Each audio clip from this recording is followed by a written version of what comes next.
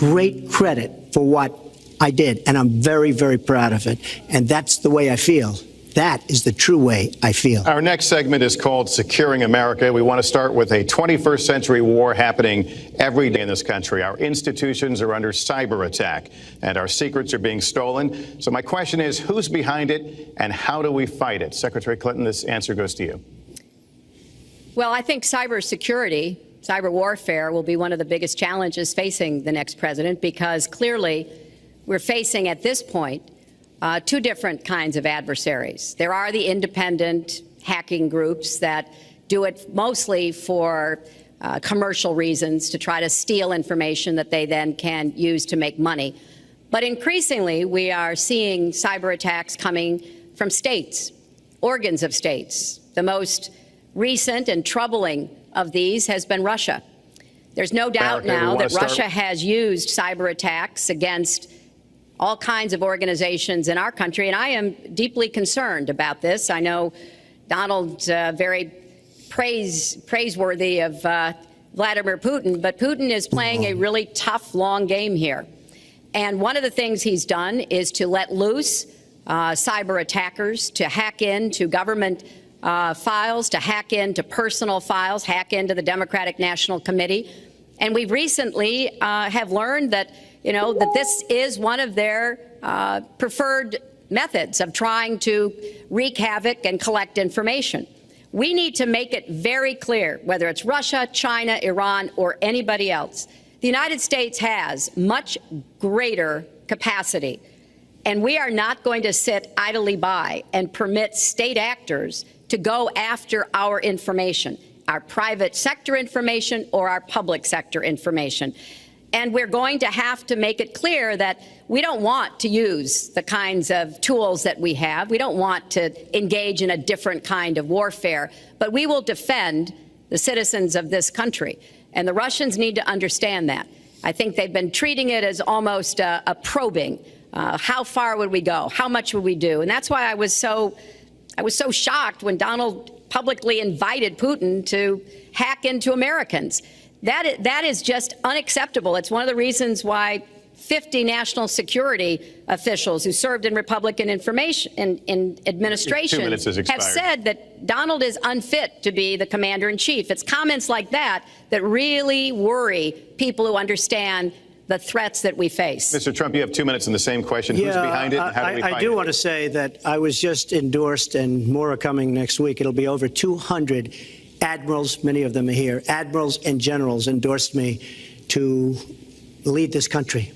That just happened, and many more are coming, and I'm very proud of it. In addition, I was just endorsed by ICE. They've never endorsed anybody before on immigration. I was just endorsed by ICE. I was just recently endorsed 16,500 Border Patrol agents. So when Secretary Clinton talks about this, I mean, I'll take the admirals and I'll take the generals any day over the political hacks that I see that have led our country so brilliantly over the last 10 years with their knowledge, okay? Because look at the mess that we're in. Look at the mess that we're in. As far as the cyber, I agree to parts of what Secretary Clinton said. We should be better than anybody else, and perhaps we're not. I don't think anybody knows it was Russia that broke into the DNC. She's saying Russia, Russia, Russia, but maybe it was. I mean, it could be Russia, but it could also be China. It could also be lots of other people. It also could be somebody sitting on their bed that weighs 400 pounds, okay? You don't know who broke in to DNC, but what did we learn with DNC? We learned that Bernie Sanders was taken advantage of by your people, by Deb Wasserman Schultz. Look what happened to her. But Bernie Sanders was taken advantage of. That's what we learned. Now, whether that was Russia, whether that was China, whether it was another country, we don't know. Because the truth is, under President Obama, we've lost control of things that we used to have control over. We came in with the Internet. We came up with the Internet. And I think Secretary Clinton and myself would agree very much. When you look at what ISIS is doing with the Internet, they're beating us at our own game, ISIS. So we have to get very, very tough on cyber and cyber warfare. It is a huge problem. I have a son. He's 10 years old.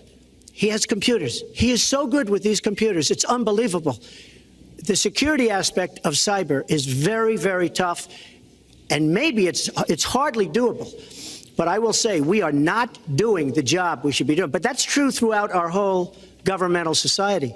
We have so many things that we have to do better, Lester, and certainly cyber is one of them. Secretary Clinton. Well, I think there are a number of issues that we should be addressing.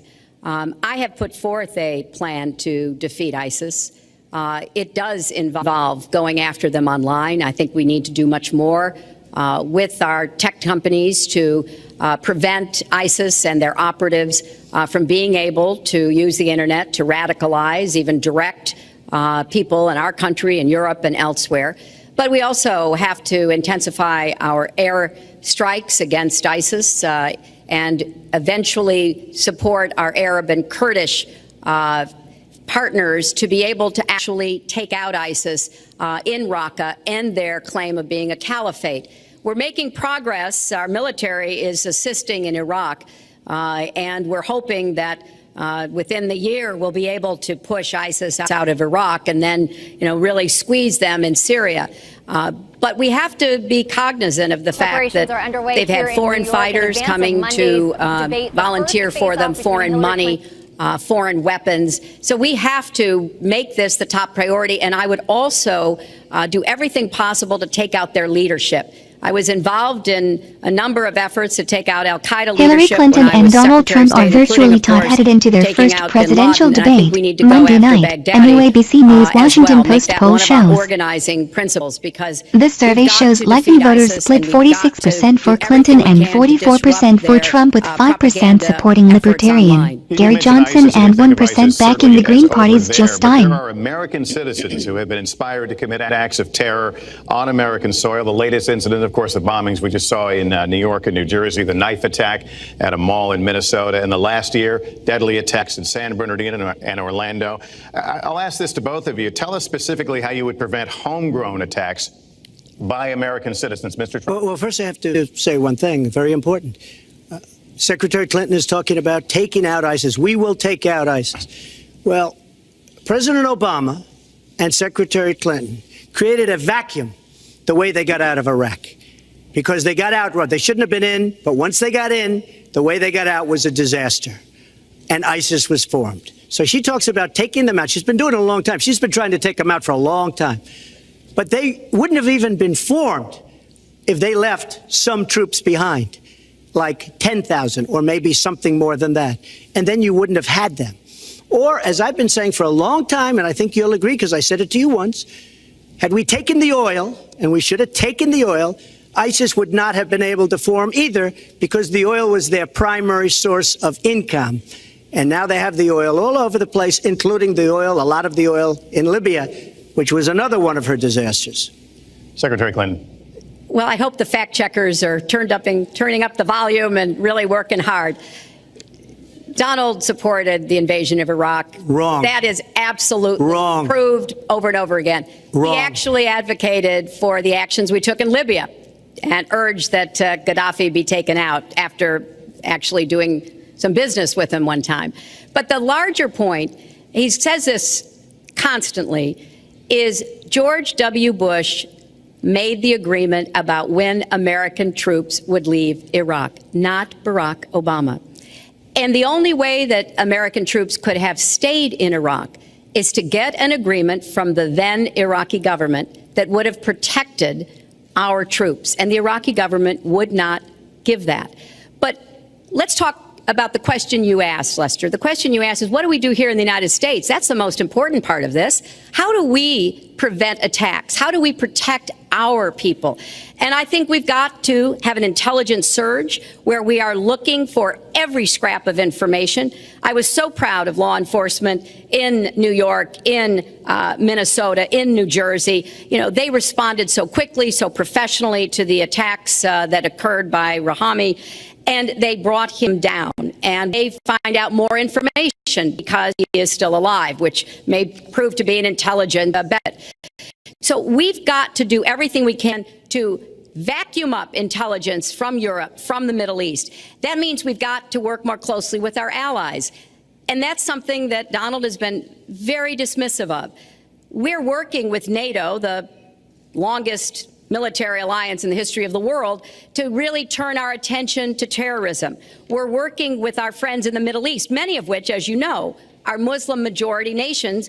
Donald has consistently insulted Muslims abroad, Muslims at home, when we need to be cooperating with Muslim nations and with the American Muslim community. They're on the front lines. They can provide information to us that we might not get anywhere else. They need to have close working cooperation with law enforcement in these communities, not be alienated and pushed away, as some of Donald's rhetoric, unfortunately, has led to. Mr. Well, I'd have to respond. Please respond. The secretary said very strongly about working with. We've been working with them for many years.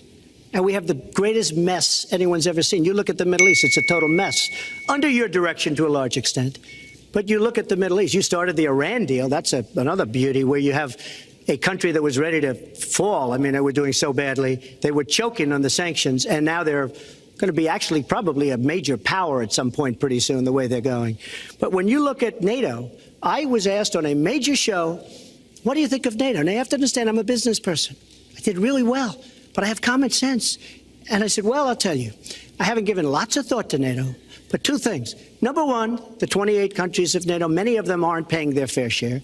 Number two, and that bothers me because we should be, yes, we're defending them, and they should at least be paying us what they're supposed to be paying by treaty and contract.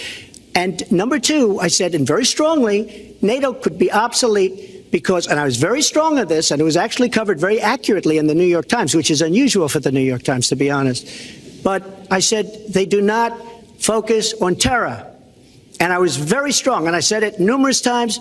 And about 4 months ago, I read on the front page of the Wall Street Journal that NATO is opening up a major terror division. And I think that's great. And I think we should get, because we pay approximately 73% of the cost of NATO. It's a lot of money to protect other people. But I'm all for NATO.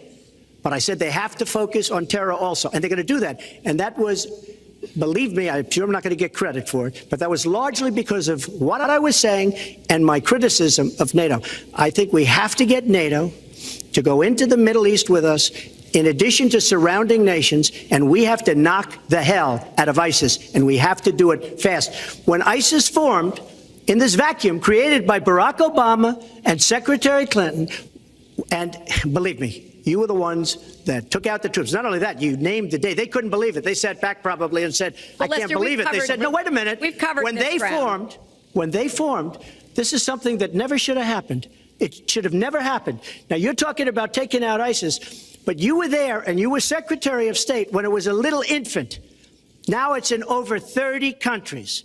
And you're going to stop them? I don't think so. Mr. Trump, a lot of these are judgment questions. You had supported the war in Iraq before the invasion. What makes your judgment? I did not support the war in Iraq. 2002. That is a mainstream media nonsense put out by her, because she, frankly, I think the best person in her campaign is mainstream media. My question is, since would you like to hear? Why is your the war. Wait a minute. I was against the war in Iraq, just so you put it out. The record shows otherwise, but why is not?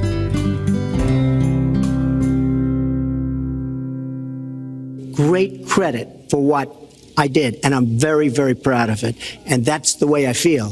That is the true way I feel. Our next segment is called Securing America. We want to start with a 21st century war happening every day in this country. Our institutions are under cyber attack, and our secrets are being stolen. So my question is, who's behind it, and how do we fight it? Secretary Clinton, this answer goes to you.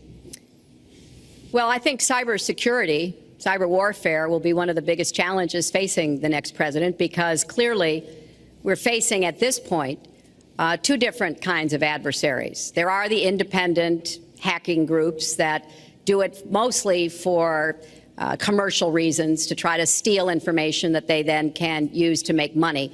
But increasingly, we are seeing cyber attacks coming from states, organs of states. The most recent and troubling of these has been Russia. There's no doubt now that Russia has used cyber attacks against all kinds of organizations in our country, and I am deeply concerned about this. I know Donald's very praiseworthy of Vladimir Putin, but Putin is playing a really tough, long game here.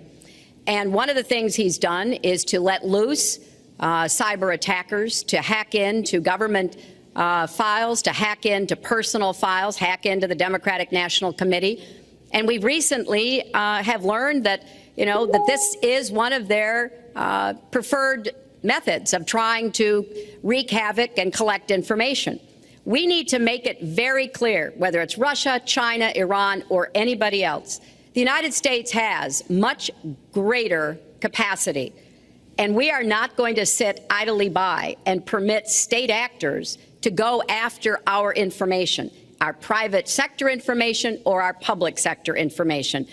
And we're going to have to make it clear that we don't want to use the kinds of tools that we have. We don't want to engage in a different kind of warfare, but we will defend the citizens of this country. And the Russians need to understand that.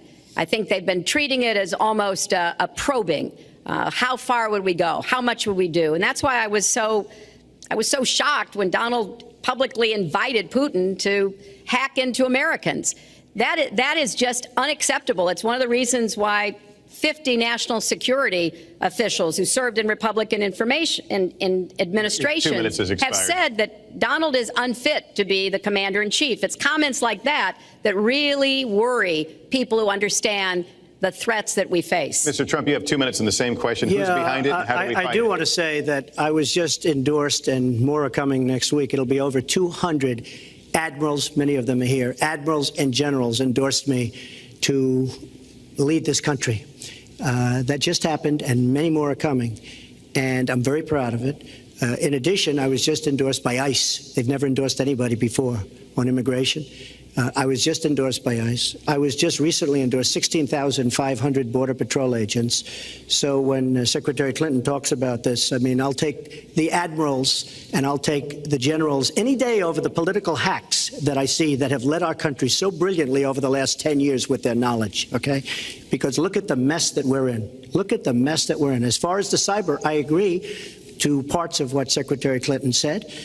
We should be better than anybody else, and perhaps we're not. I don't think anybody knows it was Russia that broke into the DNC. She's saying Russia, Russia, Russia, but maybe it was. I mean, it could be Russia, but it could also be China. It could also be lots of other people. It also could be somebody sitting on their bed that weighs 400 pounds, okay?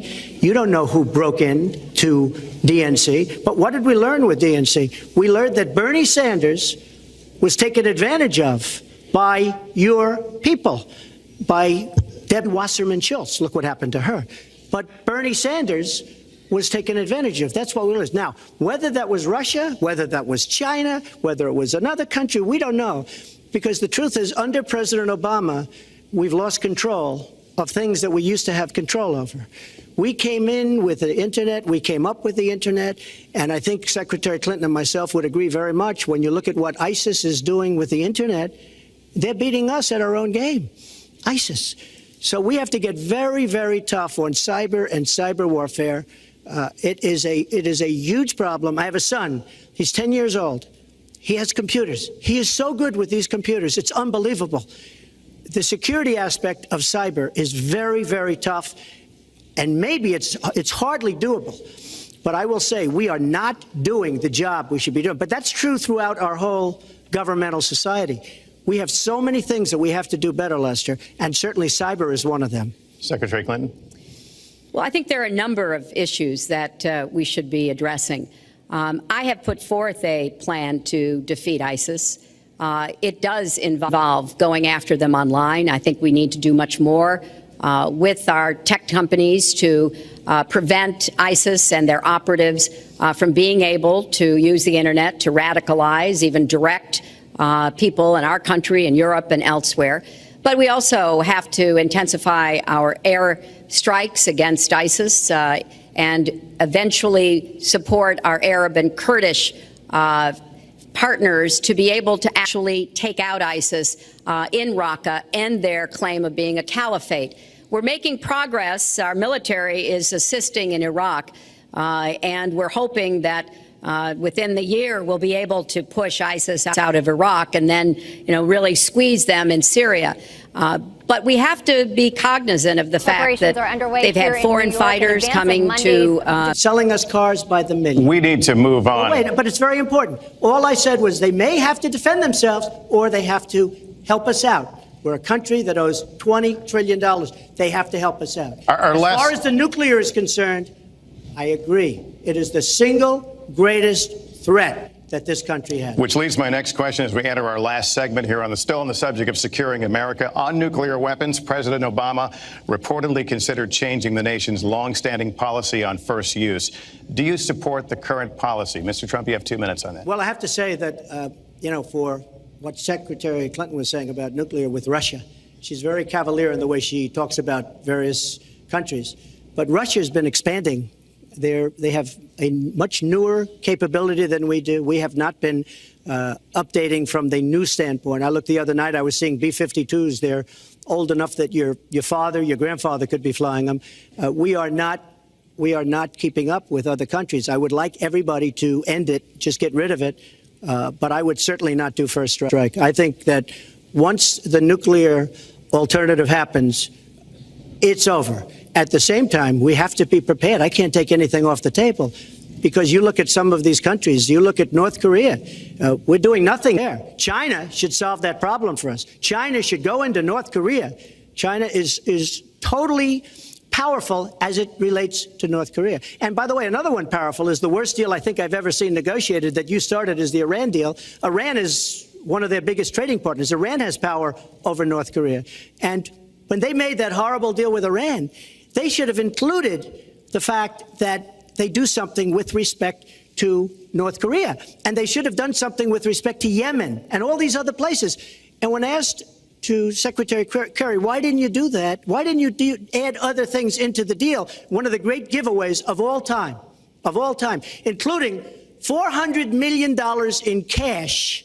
Nobody's ever seen that before. That turned out to be wrong. It was actually $1.7 billion in cash. Obviously, I guess, for the hostages, it certainly looks that way. So you say to yourself, why didn't they make the right deal? This is one of the worst deals ever made by any country in history. The deal with Iran will lead to nuclear problems. All they have to do is sit back 10 years, and they don't have to do much, and they're going to end up getting nuclear. I met with Bibi Netanyahu the other day. Believe me, he is not a happy camper. All right, Mrs. Clinton, Secretary Clinton, you have 2 minutes. Let me start by saying words matter. Words matter when you run for president, and they really matter when you are president. And I want to reassure our allies in Japan and South Korea and elsewhere that we have mutual defense treaties and we will honor them. It is essential that America's word be good. And so I know that this campaign has caused some questioning and some worries on the part of many leaders across the globe. I've talked with a number of them. But I want to, on behalf of myself and I think on behalf of a majority of the American people, say that, our word is good. It's also important that we look at the entire global situation. There's no doubt that we have other problems with Iran, but personally, I'd rather deal with the other problems having put that lid on their nuclear program than still to be facing that. And Donald never tells you what he would do. Would he have started a war? Would he have bombed Iran? If he's going to criticize a deal that has been very successful in giving us access to Iranian facilities that we never had before, then he should tell us what his alternative would be. But it's like his plan to defeat ISIS. He says it's a secret plan, but the only secret is that he has no plan. So we need to be more precise in how we talk about these issues. People around the world follow our presidential campaigns so closely, trying to get hints about what we will do. Can they rely on us? Are we going to lead the world with strength and in accordance with our values? That's what I intend to do. I intend to be a leader of our country that people can count on, both here at home and around the world, to make decisions that will further peace and prosperity, but also stand up to bullies, whether they're abroad or at home. We cannot let those who would try to destabilize the world, to interfere with American interests and security, to be given any opportunities at all. Let's do one thing I'd like to say. Very quickly. I will go very quickly, but I will tell you that Hillary will tell you to go to her website and read all about how to defeat ISIS, which she could have defeated by never having it, get going in the first place. Right now, it's getting tougher and tougher to defeat them because they're in more and more places, more and more states, more and more nations. Mr. Trump. And it's a big problem. And as far as Japan is concerned, I want to help all of our allies. But we are losing billions and billions of dollars. We cannot be the policeman of the world. We cannot protect countries all over the world where they're not paying us what we need. We have just a few final questions. She doesn't questions say that because she's got no business ability. We need heart. We need a lot of things. But you have to have some basic ability. And sadly, she doesn't have that. All of the things that she's talking about could have been taken care of during the last 10 years, let's say, while she had great power. But they weren't taken care of. And if she ever wins this race, they won't be taken care of. Mr. Trump, this year, Secretary Clinton became the first woman nominated for president by a major party. Earlier this month, you said she doesn't have, quote, a presidential look. She's standing here right now. What did you mean by that? She doesn't have the look. She doesn't have the stamina. I said she doesn't have the stamina. And I don't believe she does have the stamina. To be president of this country, you need tremendous stamina. The quote was, I just don't think she has a presidential look. Wait a minute, Leslie, you asked me a question. Did you ask me a question? You have to be able to negotiate our trade deals. You have to be able to negotiate, that's right, with Japan, with Saudi Arabia. I mean, can you imagine when we're defending Saudi Arabia and with all of the money they have, we're defending them and they're not paying? All you have to do is speak to them. Wait, you have so many different things you have to be able to do. And I don't believe that Hillary has the stamina. Let's let her respond. Well, as soon as he travels to 112 countries and negotiates a peace deal, a ceasefire, a release of dissidents, an opening of new opportunities in nations around the world, or even spends 11 hours testifying in front of a congressional committee, he can talk to me about stamina. The world, let me tell you, Hillary has experience, but it's bad experience. We have made so many bad deals during the last, so she's got experience, that I agree, but it's bad experience. Whether it's the Iran deal that you're so in love with, where we gave them $150 billion back, whether it's the Iran deal, whether it's anything you can name, you almost can't name a good deal. I agree. She's got experience, but it's bad experience. And this country can't afford to have another 4 years of that kind of experience. We are at the final question. One thing, very Lester, quickly, is, he tried to switch from looks to stamina. But this is a man who has called women pigs, slobs, and dogs, and someone who has said pregnancy is an inconvenience to employers, who has said women don't deserve equal pay unless they do as good a job as men. And one of the worst things he said was about a woman in a beauty contest. He loves beauty contests, supporting them and hanging around them. And he called this woman Miss Piggy. Then he called her Miss Housekeeping because she was Latina.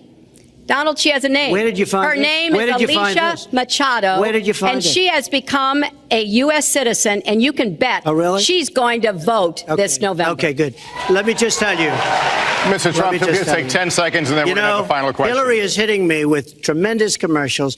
Some of it said in entertainment. Some of it said somebody who's been very vicious to me, Rosie O'Donnell. I said very tough things to her, and I think everybody would agree that she deserves it, and nobody feels sorry for her. But you want to know the truth? I was going to say something extremely rough to Hillary, to her family, and I said to myself, I can't do it. I just can't do it. It's inappropriate. It's not nice. But she spent hundreds of millions of dollars on negative ads on me, many of which are absolutely untrue. They're untrue and they're misrepresentations. And I will tell you this, Lester, it's not nice, and I don't deserve that. But it's certainly not a nice thing that she's done. It's hundreds of millions of ads, and the only gratifying thing is I saw the polls come in today, and with all of that money, over $200 million is spent. And I'm either winning or tied, and I've spent practically nothing. One of you will not win this election. So my final question to you tonight, are you willing to accept the outcome as the will of the voters? Secretary Clinton? Well, I support our democracy. And sometimes you win, sometimes you lose. But I certainly will support the outcome of this election.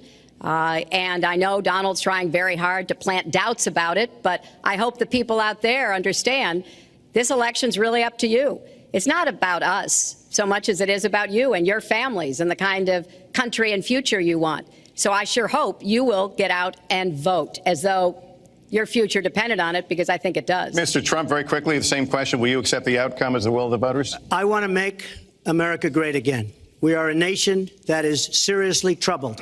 We're losing our jobs. People are pouring into our country. The other day, we were deporting 800 people, and perhaps they passed the wrong button, they pressed the wrong button, or perhaps, worse than that, it was corruption. But these people that we were going to deport for good reason ended up becoming citizens. And it was 800, and now it turns out it might be 1,800, and they don't even know. Will you accept Look, the outcome here's of the the story. election? I want to make America great again.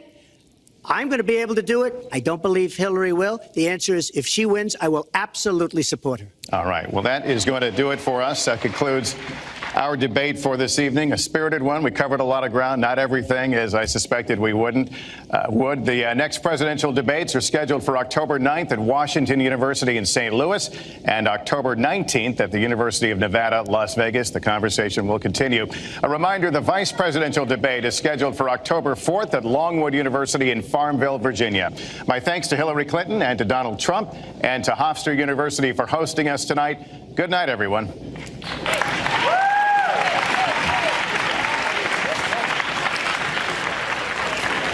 First presidential debate of this campaign season is in the record books. Hillary Clinton, Donald Trump taking questions for over 90 minutes. It went a little bit long. And we see them now shaking hands with the moderator, Lester Holt, and now we expect them to greet their families, as is tradition on these nights. Chuck Todd, I'll turn to you first. What did we witness tonight? Do you think either candidate moved the needle in their directions? Before I want to talk about the candidates, this is the most abnormal event I have ever witnessed. This was not a normal political debate. Let's not sit here and pretend we saw something that is a quadrennial occasion here. This was as surreal as some thought it might be. It was clear both candidates didn't lie to us about how they prepared for this debate. Hillary Clinton was at times even, you could argue, over-prepared, and her opening statement must have had 15 policy proposals within that 2 minutes. And that was Donald Trump, who we've all come to cover in this campaign. That was the same Donald Trump, very reactive. He was filled with emotion. He had a couple of decent moments at the top, but there were times where I didn't understand the point he was making. I have to say, this was, I think, as this night wore on, became tougher and tougher for Trump, and it exposed his lack of preparation. Tom Brokaw, win, lose, or draw? Well, I think it's settled on points. It was not a knockout evening, and people are going to be at home adding up the points. And I think that Hillary's composure and her mastery of the detail was consistent throughout, and she was pleasant throughout, not only the audience, but even when she turned to Donald Trump. Donald Trump started in a more organized fashion than we've seen in the past, but then he resorted to the kind of bombast that he's used now. My guess is that he probably kept his constituency, but I don't think he pulled anybody across the line. I'm with you there. I thought the pugilistic aspect to him is what excites his voters. You hear it, that's what the first spontaneous moment in a debate audience that I remember covering these things was when he said, oh yeah, I'll release my tax returns when she does her emails. So the pugilism of him is an appeal there. But boy, when it came to the birther question, when it came to some questions about women, he did not do anything to help him add to his support totals. I don't know how suburban Republicans who have had doubts about him going into this debate, I don't know what he did to somehow win them over. I think that there was one moment that was in which they were both playing to the constituencies. She was not critical at all of black on black crime. She was defending, in fact, the black community and saying we've got to have reform in the criminal justice system, which we do. There's no question about that. But there are a lot of people who are very troubled about black and black crime. He went completely for the police piece of it.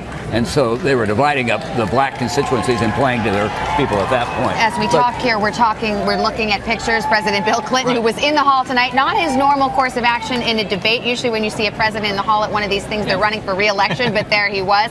I want to bring in Nicole Wallace, who of course is our analyst and has of course been a veteran of the Republican campaigns past. Nicole, as I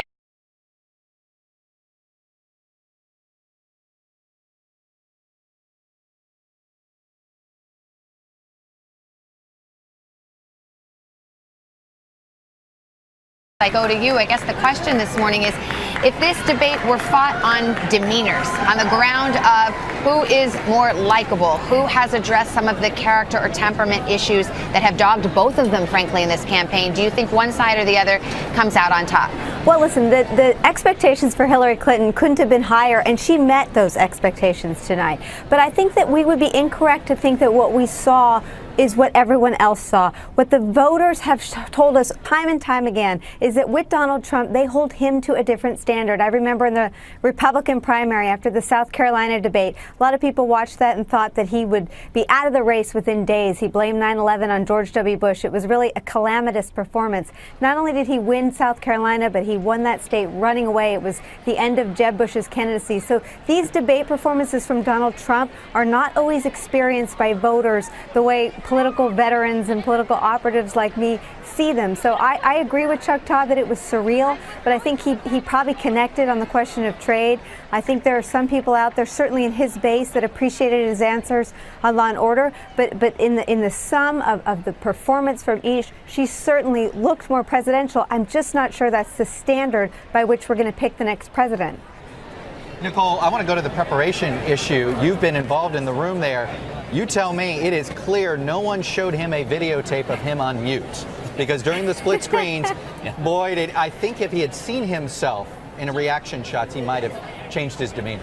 You know, I sent a text to one of our colleagues when I first started seeing that shot. And, you know, in these general election debates, every moment of your performance is televised. And it was indecipherable from a Saturday Night Live skit, you know, his faces and the grimaces. But, you know, again, I'm just not sure that people are going to hold all that against him. They like that he's real. They like that he emotes. But I agree with your assessment earlier. I don't think he pulled anyone new into his cause with tonight's performance. Nicole Wallace, thank you very much. We appreciate that. We're joined now by David Plouffe. I want to get to him. He's a veteran Democratic strategist, of course, who ran Barack Obama's campaigns back in 2008, also was on 2012. David, good evening to you. I guess the question is, we'll just let you have a freebie here. How do you think your candidate did? I agree with Truck. It was surreal. I mean, I think one person was prepared to be president. And one person wasn't prepared, and there was big moments. I mean, basically saying he was smart not to pay taxes, kind of, you know, celebrated the fact that he took advantage of the housing crisis, doubling down on birther, lying about the Iraq War repeatedly, and asking people to call Sean Hannity. So maybe some of his supporters liked it. I'm sure they did. But he's losing in this election. He needs to gain support, and I don't think he did anything to do that. And I think Hillary Clinton was very strong, composed, tough when she needed to be, and I think she probably connected with a lot of undecided voters out there. David, don't you think that Trump scored some points on this issue of trade, and also the fact that Hillary Clinton has been at this for quite a long time? She talks about how she wants to solve problems. She's had those opportunities and hasn't seized on them. Did he score some points there? Well, I don't think so. I mean, he tried to in the longevity. I appreciate what he was trying to do. But no one watching that debate, in my view, who's not a Trump partisan, think this is anybody who's got solutions to plans. It was a lot of, so almost unhinged and unmoored, particularly as the debate went on. He seemed to really struggle as the debate went on. You know, he talked about his temperament, and I think anybody watching the end of that debate would raise questions there. So trade's an important debate. There's no question about that. I think she did a good job of explaining how she approaches trade. But again, I think somebody looking at this debate who's not sure if they're going to vote for Trump or Clinton, I don't think Trump gave them anything. And so I think it was a pretty dominating performance, very lopsided if you ask me. And I've been through a few of these, been on the right side of them and the wrong side of them, but I think this was a very lopsided win for Hillary Clinton. David Plouffe, who is, of course, on Team Clinton tonight as a surrogate. Thank you so much. By the way, we're going to talk to Rudy Giuliani on behalf of the Trump campaign in a few moments. When we come back, our coverage continues, and Chuck Todd has picked some key moments from the debate. We're going to look at those and assess how the two campaigns are feeling after the showdown. We'll be right back after this. Tom Brokaw, Chuck Todd, all here. Under my plan, I'll be reducing taxes tremendously, from 35% to 15% for companies, small and big businesses. That's going to be a job creator like we haven't seen since Ronald Reagan. It's going to be a beautiful thing to watch. Companies will come, they will build, they will expand, new companies will start, and I look very, very much forward to doing it. We have to renegotiate our trade deals, and we have to stop these countries from stealing our companies and our jobs. Secretary Clinton, would you like to respond? Well, I think that trade is an important issue. Of course, we are 5% of the world's population. We have to trade with the other 95%. And we need to have smart, fair trade deals. We also, though, need to have a tax system that rewards work and not just financial transactions. And the kind of plan that Donald has put forth would be trickle-down economics all over again. In fact, it would be the most extreme version, the biggest tax cuts for the top percent of the people in this country than we've ever had. I call it trumped up trickle-down, because that's exactly what it would be. That is not how we grow the economy. We just have a different view about what's best for growing the economy, how we make investments that will actually produce jobs and rising incomes. I think we come at it from somewhat different perspectives. I understand that. You know, Donald was very fortunate in his life, and that's all to his benefit. He started his business with $14 million borrowed from his father, and he really believes that the more you help wealthy people, the better off we'll be, and that everything will work out from there. I don't buy that. I saw Donald saying that there were some Iranian sailors on a ship in the waters off of Iran, and they were taunting American sailors who were on a nearby ship. He said, you know, if they taunted our sailors, I'd blow them out of the water and start another war. That's not good judgment. That is not the right temperament to be commander-in-chief, to be taunted. And the worst part of what we've heard Donald say has been about nuclear weapons. He has said repeatedly that he didn't care if other nations got nuclear weapons, Japan, South Korea, even Saudi Arabia. It has been the policy of the United States, Democrats and Republicans, to do everything we could to reduce the proliferation of nuclear weapons. He even said, well, you know, if there were a nuclear war in East Asia, well, you know, that's fine. You know, have a good time, folks. They're spinning. The correspondents are there. Let's get right to them. Katie Tour, who has covered the Trump campaign from the beginning. Katie, good evening. What are you hearing back there? Well, the Donald Trump campaign wanted him to come out and be presidential. They wanted him to not fall for any attacks with Hillary Clinton, to not hit back at her unnecessarily. They were going for moderate Republicans. They were going for women. Those are the folks that they need to win over this election to add to his base of support, to get him past that 40% mark. Did he get those folks today? It does not seem like he is going to break ground with them. Donald Trump fell for a lot of Hillary Clinton's traps, if you will. He interrupted her repeatedly. He didn't act as presidential as the campaign had hoped he would earlier on. In all, though, Savannah, we saw the Donald Trump we saw during the primary season, not the presidential Donald Trump that the campaign was hoping for. All right, Katie Tour, thank you so much. Let's go to Andrea Mitchell. Andrea, tell us how the Clinton campaign right now, what are they spinning? What are the one or two moments they hope is going to be the moments that are remembered the most? Well, certainly her comments about women. When Donald Trump said that she didn't look presidential and then pivoted to her not having the stamina, and the way she seized on that, said that he had pivoted from stamina to from looks to stamina, and that anyone who had traveled to 12 countries and had sat through 11 hours of the Benghazi hearing, I mean, she very effectively, I think, countered him on that woman's issue, and also on the way he talked about women, talked about the Latina woman who was a beauty contestant in one of his contests. So on that, I think she scored, also suggesting that he had been guilty of racist behavior going back to when he began his business in 1973. I think she was on the defensive on trade, on jobs. The economic issues, even though she had a lot of facts on her side, were not as compelling to the way he was reaching out to his base, but not adding to that base. All right, Andrea, I will let you go back into the spin room as they spin around. And Hallie Jackson is there, too. And Hallie, I'm sure you were looking at your iPhone or BlackBerry at the same time you were watching this debate. What's the conversation on social media? What are the moments that are really standing out? And some activity here, Savannah, before we get to these moments. Donald Trump, his campaign manager, Kellyanne Conway, coming out into the spin room now. I'm going to keep an ear on them and also talk to you. I think what you're seeing, Mr. Trump, we're live on NBC Network. I think what you're seeing is the Trump campaign wishing that they had had more about Benghazi, about her emails. Mr. Trump, we're live on NBC right now. Mr. Trump. Let's listen in, Savannah, right now. And my question for you is, first of all, it sounds like you admitted that you hadn't paid federal taxes and that was smart. Is that what you meant to say? No, I didn't say that at all. I mean, if they say I didn't, I mean, it doesn't matter. I will say this.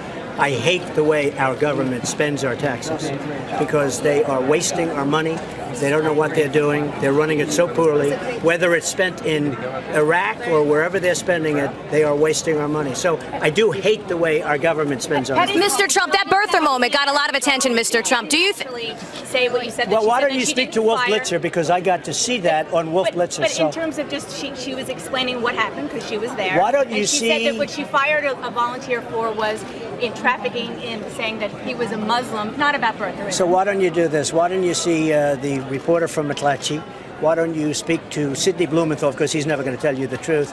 But why don't you also just take a quick look at what she actually said to Wolf Blitzer? So will you apologize for that birther pass, Mr. Trump? That was a moment. No, I was very proud of the fact that I was able to get him put up his birth certificate, and Hillary Clinton failed because she can't bring it home. I mean, she just can't bring it home. And she'll fail with jobs, and she'll fail all the way along the line. And I think we proved that tonight. She failed with getting him to do it. I got him to do it, so I'm very proud of her. Will you accept the outcome of this election, Mr. Trump? You never answered that question. Say it. Will you accept the outcome of the election? Oh, yes, absolutely, I will. Mr. Trump. All right, Savannah, that was a live look at Donald Trump walking through the spin room, his campaign manager, Kellyanne Conway, behind him. Trump talking a little bit about some of the moments tonight, particularly that birther moment. Republican operatives texted me tonight, one calling it devastating. We will see how this plays out with those crucial undecided voters. Savannah? Hallie Jackson, thank you so much. Who needs surrogates when you have the candidate himself? Chuck, you mentioned this night was surreal. Have you ever seen a presidential candidate actually go into the spin room and do his own spin? No, but he is different, and he is a creature of the media. Notice how he name drops members of the media so easily, whether it was Sean Hannity or Wolf Blitzer.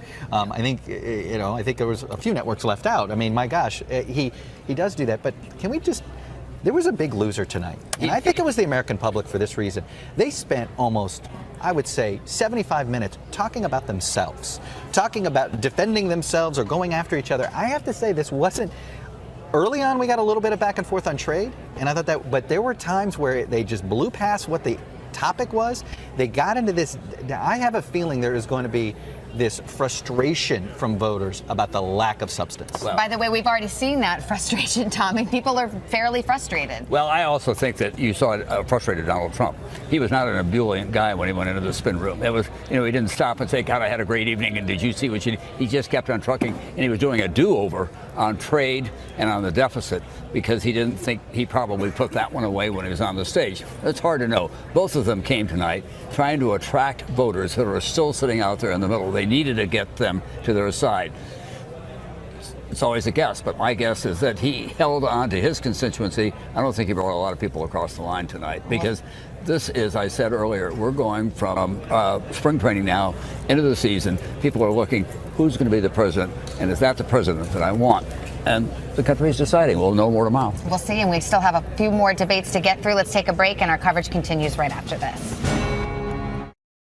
First of all, I agree, and a lot of people, even within my own party, want to give certain rights to people on watch lists and no-fly lists.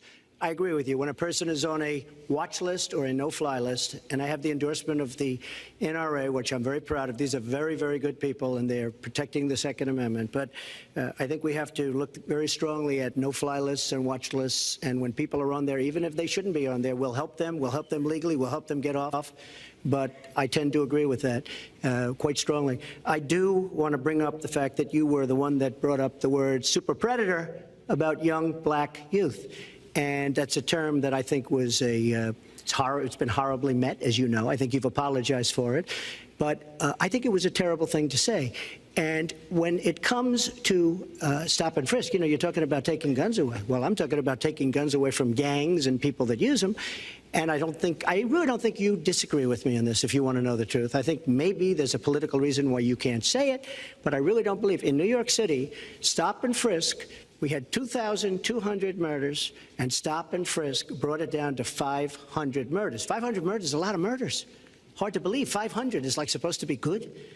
But we went from 2,200 to 500, and it was continued on by Mayor Bloomberg, and it was terminated by current mayor. But stop and frisk had a tremendous impact on the safety of New York City, tremendous beyond belief.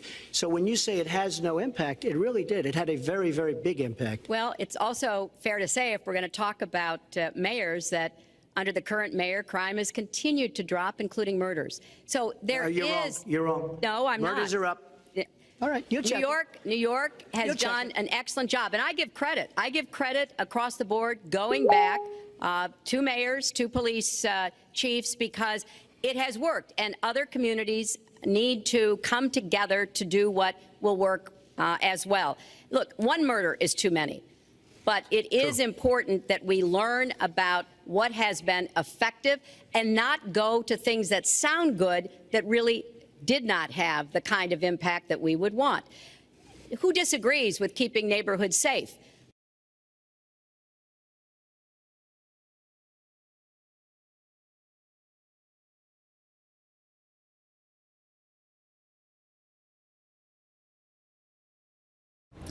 And that about does it for our coverage this evening. Chuck, in about 20 seconds, what's your final thought or your verdict on this? Well, I'll say this. We'll know how the candidates feel tomorrow morning. How pugilistic are either side? The more aggressive candidate tomorrow morning is one who thinks they lost. We'll be watching body language as always. Chuck and Tom, great to have you with us. By the way, the next debate takes place October 4th.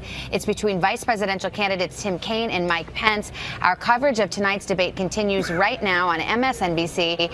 We will have full coverage first thing in the morning on Today, a little bit later on Nightly News with Lester Holt. For Chuck Todd, Tom Brokaw, and our entire NBC News team, I'm Savannah Guthrie. We're glad you were with us tonight. Have a good evening. We'll see you.